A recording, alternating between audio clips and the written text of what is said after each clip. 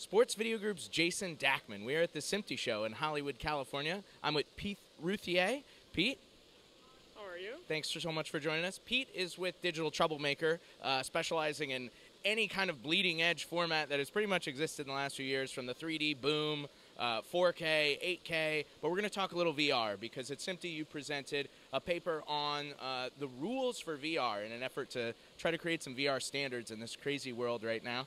Tell me a little bit about the paper that you presented and what you think can be accomplished in terms of VR standards. I think the primary goal right now in VR is quality.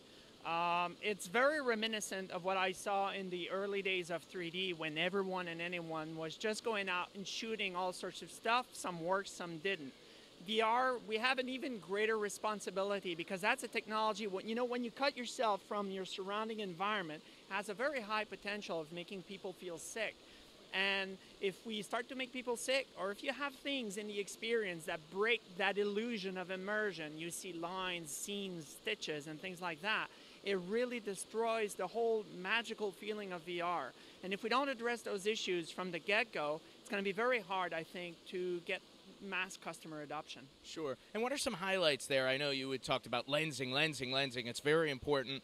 Obviously, the stitching issues that can come up in post, there's any litany of problems that can arise after it's actually captured. Maybe just a couple highlights in terms of things that people need to watch out for when creating VR content. Certainly. The idea here is VR is an optical illusion. It's not the way we see real world. We're projecting images on a virtual sphere, and what we're doing is what I like to call a Frankenframe.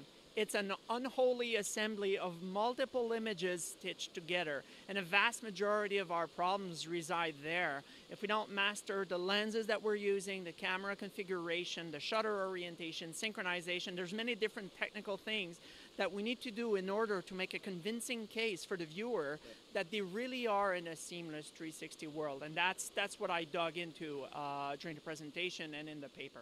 Sure. In terms of specific to sports, sports is really trying to push the VR curve forward. We're seeing a lot of live VR efforts. The NBA announced they'll be doing a VR game once a week for the rest of the season and a lot more. What are the difficulties in sports? What does sports as a market present in terms of challenges for VR? For sure, one of the greater challenges we have in sport is doing things in real time.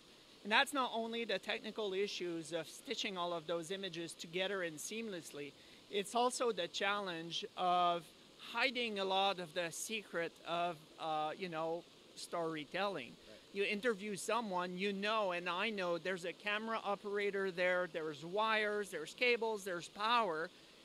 You can't hide from the all-seeing eye of VR, and everything becomes visible. So it creates a lot of challenges in where do we position the camera, how do we tell the story, and also the fact that sports is really a central focal point. Everyone is looking in one direction.